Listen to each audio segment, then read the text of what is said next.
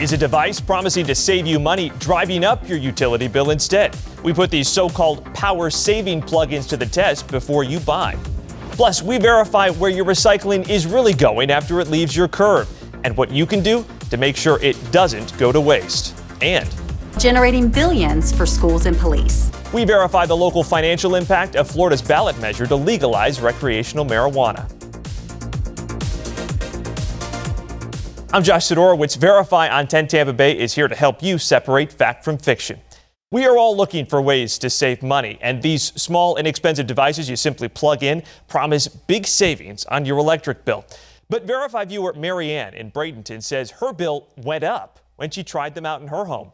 She wanted to know if these energy savers are really just a scam.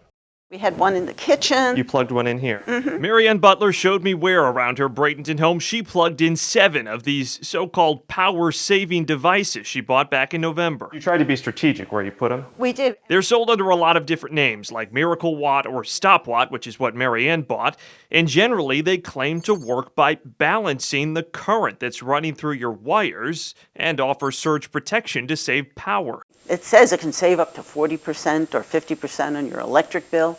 That we could use that. Sounds good, right? Yeah. And then I thought, do they really work? And so I contacted Verify. So let's verify. Do these plug-in devices really save you money on electric bills? Our sources are the Buckinghamshire and Surrey Trading Standards, UK Office for Product Safety and Standards, the Australian Competition and Consumer Commission, and Duke Energy.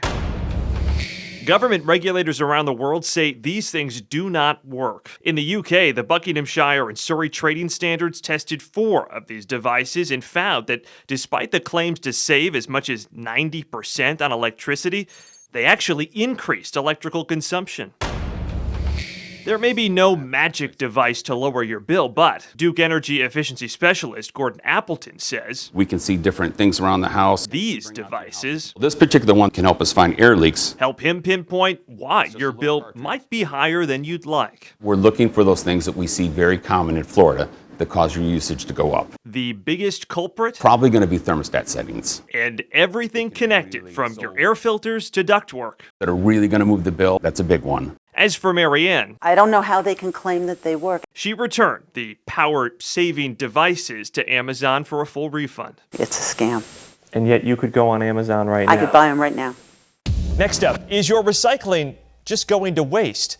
Verify viewers like Dale in Town and Country wonder how much ends up in landfills instead. This stat, shared a lot online, claims that less than 10% is actually being recycled. But is it true? We took Dale along to verify where your recycling winds up.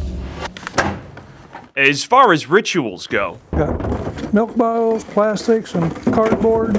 Dale Groover hopes his isn't a waste. Dale is not the first to email Verify, worried, wondering where does all of his effort wind up? And there's that stat again. Is less than 10% of recycling really getting recycled? Let's verify. Our sources are the Environmental Protection Agency, the Florida Department of Environmental Protection, our local recycling programs, and research conducted by the University of Florida. Verify found the percentage Dale and others are referring to is a figure based on plastic being recycled, estimated to be between 5 and 9%. But that's just for plastic, and it's counting all plastic waste generated, even what's not recyclable. And more importantly, this figure is not the percentage of what's actually sent to a recycling facility. In reality, studies show a majority of what we are putting into our curbside bins is ultimately recycled. But we wanted to see it for ourselves, and so did Dale. Waste Connections granted Verify rare access into its St. Petersburg facility. It's where curbside recycling from unincorporated Hillsborough County is processed, along with Clearwater's and St. Petersburg's, while recycling from Largo and other areas of Pinellas gets shipped across the bay to Ybor, to a facility operated by Waste Management, which also processes Tampa and Pasco County recycling. This is where it begins. Waste Connections' Kurt Salick says 20 tons move through their St. Pete facility every hour. The day we were there, a load was being delivered from the city of Clearwater. Inside, We have employees that are on the deck doing pre-sort. And what I mean by pre-sort is we're taking materials out that aren't going to be recyclable that could cause problems to the process. So A lot of what you see in those bins is plastic shrink wrap, plastic bags, and that has a tendency of clogging the whole system up. You'd be surprised what ends up in there. From brake drums to helium tanks. What shouldn't be in bins is manually removed. Then, with what can't be in taken out, your recycling winds through a high-tech, high-speed maze of machinery. Just showing what the robotics are picking up. How does that thing know what to pick up? It's smart. It's smart, huh? Is that essentially artificial intelligence? It's AI robotics. Cleaning, crushing, and sorting it all. These are the finished products of aluminum. As much as 25 to 30% of what we intend to recycle doesn't make it to this point, according to a University of Florida study, because it's considered contaminated. Either it's too dirty or it didn't belong in a curbside bin to begin with. It's the result of what Hillsborough County Sustainability Manager Danny Gallagher calls wish cycling, throwing everything in the bin and hoping for the best. Some residents might treat their recycling cart as a donation bin. We find clothing and t-shirts, bowling balls, the electronics. And so I think they think either we're going to get it to the right place, or maybe they genuinely think a bowling ball is recyclable. Not everything is recyclable. You need to check with your service provider, whoever's collecting your material, for the accurate list of what isn't acceptable. Back at Waste Connections. You ever seen so many beer cans in your life? Yeah. Dale's glad he now knows where it all goes. And we can verify the claim that less than 10% of what's in your recycle bin gets recycled is false. It's actually much higher. It's amazing to see it actually in action. There's a lot of action. Success. Waste Connections says in a lot of cases, even what can't be recycled can still be used. What doesn't go to the landfill, they say, is burned to produce energy. As we get closer to Election Day, voters in Florida will get to decide whether recreational marijuana should be legal, known as Amendment 3. Cynthia Kay in Palm Harbor emailed Verify asking about the claim being made in this pro-Amendment 3 ad.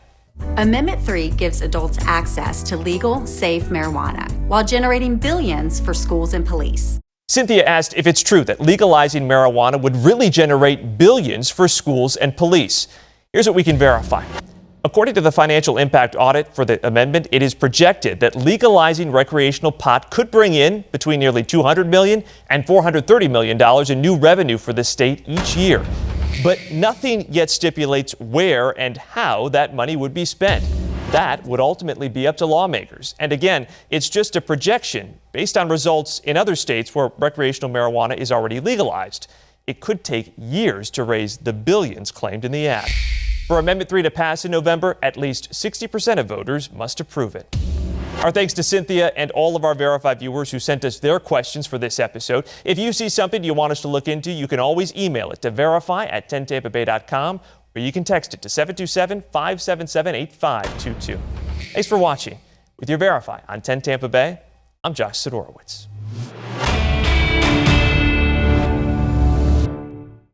I hear from so many of you about all of the false information out there. It can be overwhelming, hard to notice, and put you at risk. We get it. You need someone in your corner to help protect you from misinformation. And that is what Verify is all about. I will put in the work, make the calls, and talk to the experts to help answer your questions, big or small, and separate fact from fiction. It's that easy. So let's get to work. Email me your questions today. Send them to verify@10tampabay.com.